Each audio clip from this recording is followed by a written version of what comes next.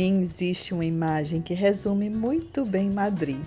Uma mesa cercada de pessoas compartilhando tapas, conversando sem pressa, rindo, dividindo sabores e aproveitando o tempo.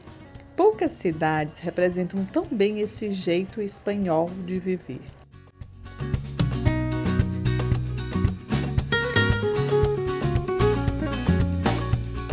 Madrid é uma cidade de contrastes, nasceu como uma fortaleza árabe, tornou-se a capital da Espanha e hoje mistura palácios centenários, grandes avenidas, parques, museus e uma vida que parece acontecer o tempo todo.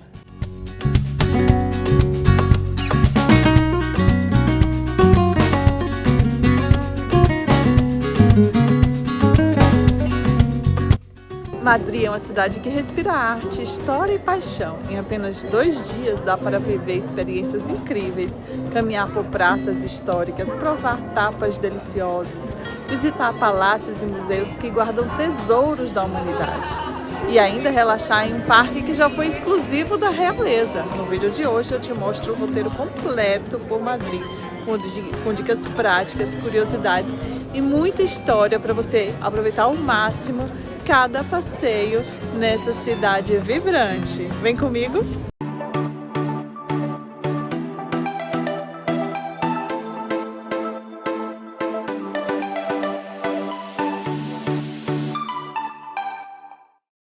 Antes de começar o roteiro, uma dica importante. Vale a pena se hospedar na região central. Além de ficar perto das principais atrações, você economiza tempo e muitas vezes consegue fazer boa parte dos passeios a pé.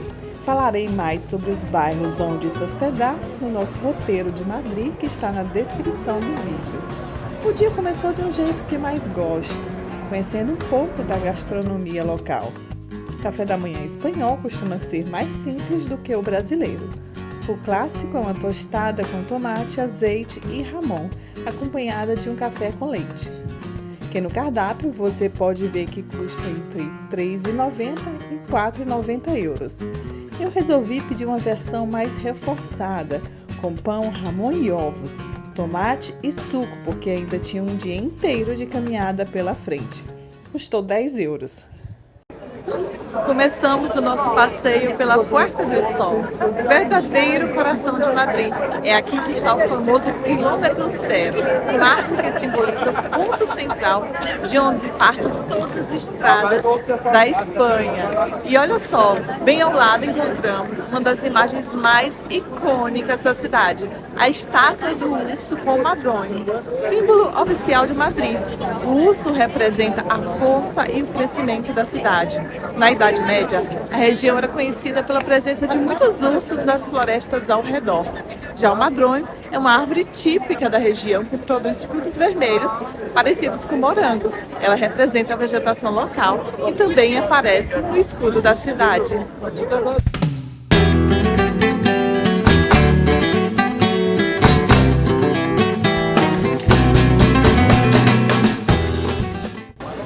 Antes de se tornar um dos principais pontos turísticos de Madrid, a Praça Maior foi o lugar onde aconteceram grandes festejos populares, touradas e até execuções da Inquisição Espanhola. O rapaz ali no cavalo lá atrás é Filipe III, o monarca que fez encomenda de uma praça mais à altura da nova sede da corte há 400 anos.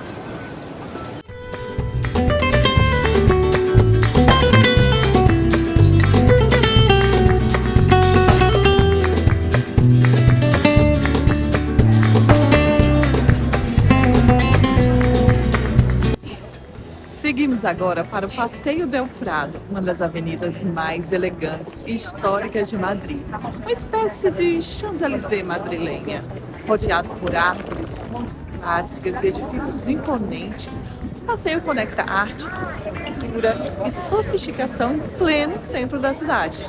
Ao longo dele a gente pode encontrar alguns museus, mais importantes da Espanha, como o Museu del Prado, o Reina Sofia e o Thyssen-Bornemisza, acho que é assim que se fala, tornando-se o famoso Triângulo da Arte.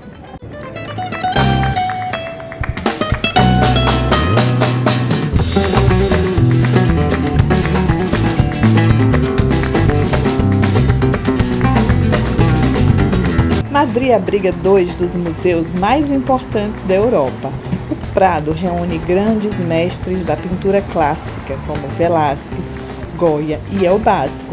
Já o Reina Sofia é a casa da arte moderna espanhola e guarda aquela que talvez seja a obra mais famosa de Picasso, a Guernica, um poderoso símbolo contra a guerra. Uma dica importante é que tem horários em que a entrada é gratuita. Vou deixar aqui para você dar um print. Mas lembre-se de chegar bem antes, porque nos horários gratuitos as filas ficam enormes. Quando estou viajando, deixo o almoço para mais tarde, para aproveitar melhor o dia. Então resolvi conhecer os mercados gastronômicos da cidade. O mercado de Antón Martín é o mais real do que os mercados turísticos mais famosos.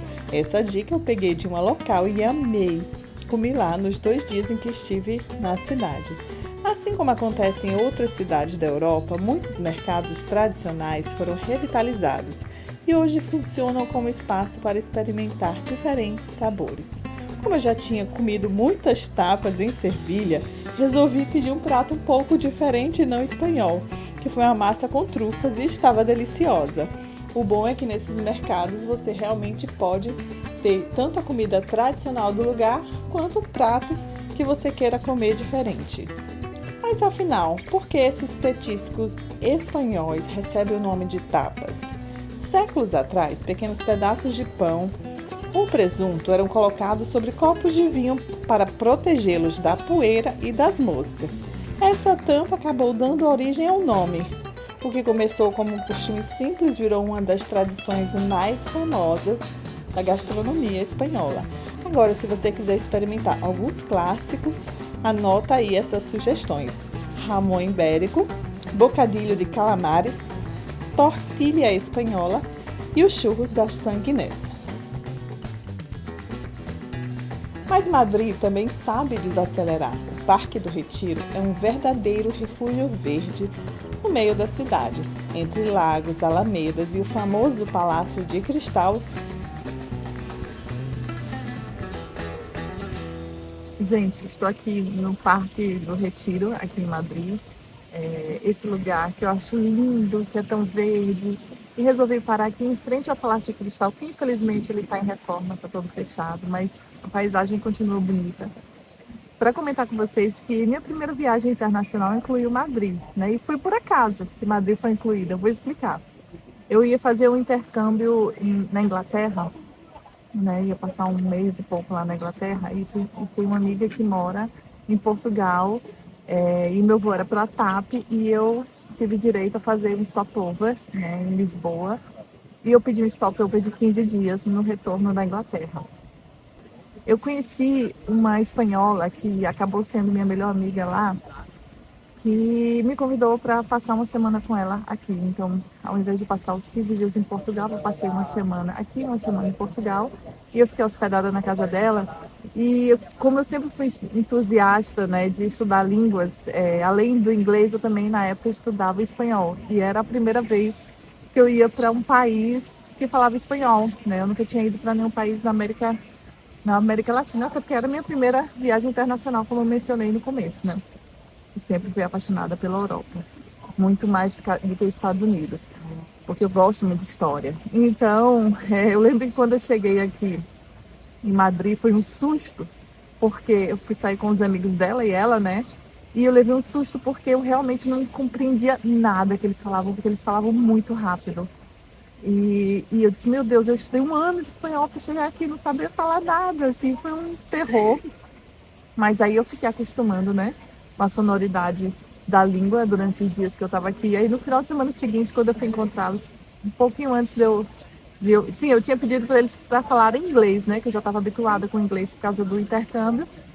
E eles ficaram revoltados. Como é que você é brasileira e quer falar inglês e não espanhol? O espanhol é uma língua muito mais próxima, né? E ainda você disse que estudou. Enfim, sei que uma semana depois voltei a encontrar esses amigos dela e eu já estava falando espanhol assim com eles. Praticamente como uma nativa, nem tanto, né, gente? Mas era o que eles falavam. Eles ficaram impressionados. Nossa, mas como que você aprendeu o espanhol tão rápido em uma semana? Não, gente, eu não aprendi. Eu acostumei com a sonoridade, agora eu consigo compreender vocês. Tudo é prática, né? E língua é isso, assim, quando você chega no lugar, é diferente de você só ter aulas. Hoje em dia a gente tem muito mais recursos, né? Isso tem 18 anos, foi minha primeira viagem internacional. Hoje a gente tem muito mais recursos, que assistir séries em espanhol, que eu sempre faço isso, ler livros, enfim. Na época eu também já lia, mas a gente tinha dificuldade de ter livros, né, em espanhol. Então esse parque do Retiro era um lugar que eu vinha muito, eu gostava muito de caminhar por aqui, nessa época que eu estava aqui. Tá sendo bom matar a saudade.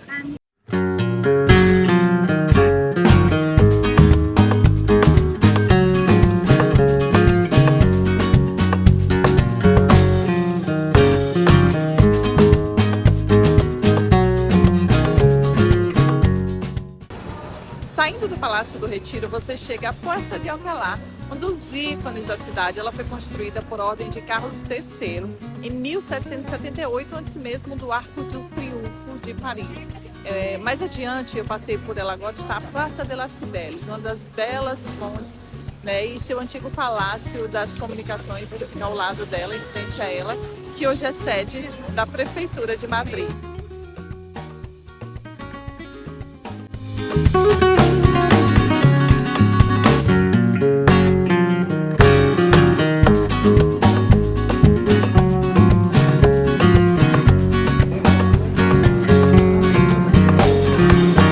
No segundo dia, começamos por um dos maiores símbolos da cidade. Bem em frente ao Palácio Real está a Catedral da Almudena, uma construção relativamente recente, mas que se tornou um dos principais cartões postais de Madrid.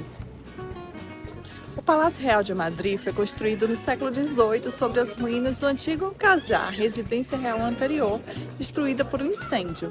O interior do palácio é suntuoso e o destaque é a coleção de armaduras. Também há mais acervo de arte da família real para ver, além do que está exposto no Museu do Prado.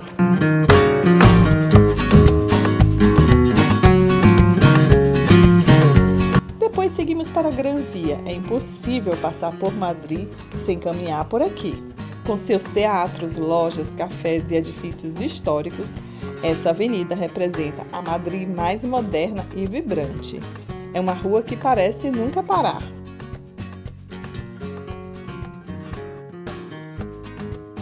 E para encerrar o nosso roteiro, uma parada, na minha opinião, imperdível. O terraço do Rio Plaza Espanha oferece uma das vistas mais bonitas de Madrid. Ele fica na Praça de Espanha, bem no início da Gran Via, e é aberto também para quem não está hospedado no hotel. Gente, no final da Gran Via, olha essa vista aqui de Madrid. Dá pra ver a cidade inteira, 360 graus, e ainda tem um barzinho aqui, ó. Um restaurante que as pessoas podem comer alguma coisa, tomar um drinkzinho. O famoso piso de vidro virou um dos pontos mais fotografados de Madrid. Ver a cidade do alto faz a gente perceber como Madrid consegue unir história, modernidade e qualidade de vida em um único cenário. Se você está planejando conhecer a capital da Espanha, preparei aqui um guia completo de Madrid, com roteiros prontos por dia, mapas no Google Maps, dicas de hotéis, restaurantes e todas as informações que eu gostaria de ter tido quando viajei para essa cidade. O link está na descrição do vídeo.